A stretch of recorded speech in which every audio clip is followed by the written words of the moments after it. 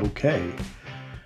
All right. Running just a couple of minutes late here. Had some technical difficulties. I think our connection with LinkedIn may have been expired, so we're going to have to repost onto that. But I think we are live now on everything else.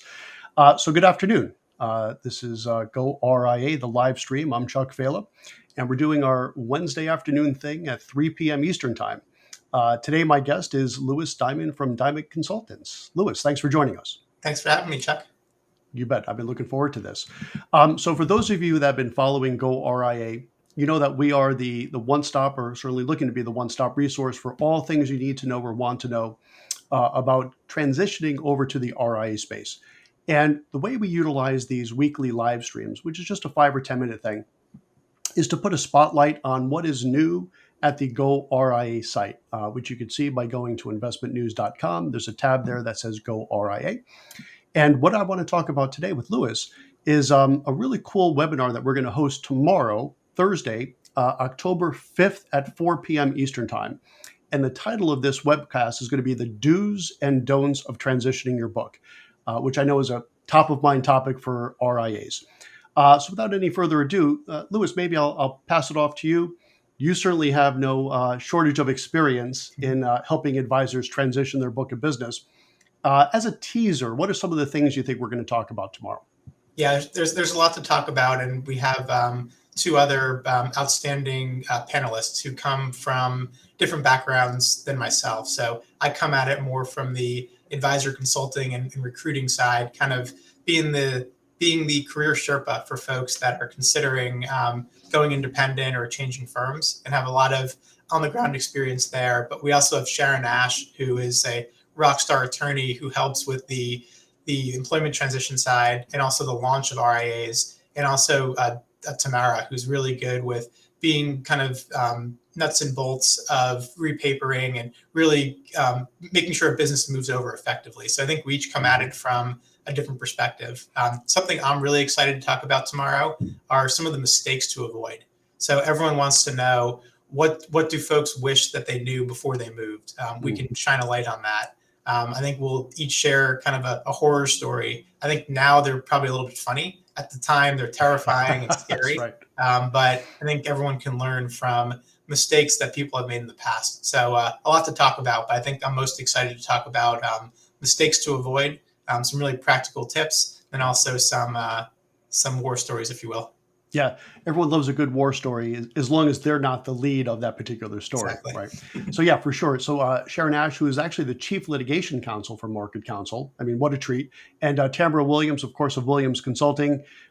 She has transitioned a number of advisors, and she's like literally in the weeds, like figuring out how to best fill out the forms, keeping that organized, and moving that pipeline along. So we have everything from like a real macro view, which I think, Louis, is what you're going to bring, to the regulatory and compliance angle, right? How not to get in trouble and how to stay out of trouble. The difference between protocol, non-protocol, what can you do, what can't you do? And I think Sharon from Market Counsel is going to do a great job with that. And then Tamara, again, will give us like the nuts and bolts, how to organize yourself to make for a smooth transition. And as far as horror stories, something I did ask, I'll be moderating this, of course, is everyone brings a good horror story with them. And this is not so much to, and I know there's a German word, I don't know if you know this word, which is taking enjoyment of other people's misery, right? There's an actual German word for this. It's like, I'll get it for tomorrow. It's like Scheifungeitel or something like this. Someone listening is going to know what this is. And it's not for that, but it really is, a way to put a spotlight on really what not to do. We're certainly going to tell you what to do as well, but what not to do could sometimes be just as important. And if nothing else, it makes for some good entertainment, right? So I know everyone's going to bring some good information on that. Okay, so that's going to be tomorrow. Again, Thursday, October 5th at 4 p.m. And the way you want to register for this, registration is free. You could do it on whichever link brought you here. If you go on to the investmentnews.com website, go to the goRIA tab, you'll see the webcast section. You could register there. And I believe also in this LinkedIn or Facebook or Twitter, wherever you're watching this, there's a link I put in there as well. That'll take you directly to the right spot. Now, as far as other content, and I'll give a little teaser on this. I came back from the FPA National Conference last week. And let me tell you something. I'll do a post on this, I think, tomorrow. But I had 7 great interviews with all kinds of fantastic folks. Sonia Dreisler from Choir, we talked about DEI. Dan Moisand, who is actually the board chair for the CFP board, had a wonderful interview with him and really shedding some light on how his fiduciary care and the interest therein really fueling this growth in the RIA space, and a bunch of other great content. So if you go to the investmentnews.com website, look for the goRIA tab, you'll see all those live streams. Those are up right now. And then tune again tomorrow, again, October 5th, Thursday at 4 p.m. And you'll see Lewis, you'll see Sharon, you'll see Tamara, and of course myself. And we're going to spend an entire hour telling you what to do and what not to do when transitioning your book. Lewis, any final thoughts? Maybe give them a little teaser on something, perhaps. Yeah, let's see here. Yeah, I think like we're talking about, learning from other people's mistakes is a great way to not repeat those mistakes. Yeah. But I'll give you a teaser on, I think, something to do. And this is a fundamental to our guidance to advisors, but start with the end in mind. I think that's from a James Covey book. But if you think about what you want to accomplish at the end, work backwards from there. A lot of times advisors who are considering a transition, they'll kind of just start with the first thing in front of them. I got a call from so-and-so, or my friend went to this firm, or tell me about Schwab versus Fidelity. But what they don't take into account is the strategy behind it. So what do I want to be when I grow up? Ultimately, what's my goal? Where do I want to be 10 years from now?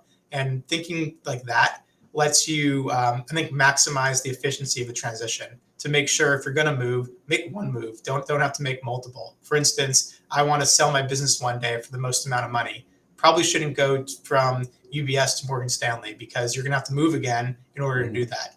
So just thinking in that view helps you, I think, to avoid multiple transitions, and also to maximize the outcome and really run an efficient due diligence process. So we'll definitely have plenty of other helpful tips, and also kind of the funny war stories. But there's a lot to learn from the three of us. I'm more excited to learn from my panelists. Honestly, they're smarter than me in their own disciplines, and I'm excited to be able to translate some of their learnings to future clients of mine. That sounds good. I know I'm looking forward to it.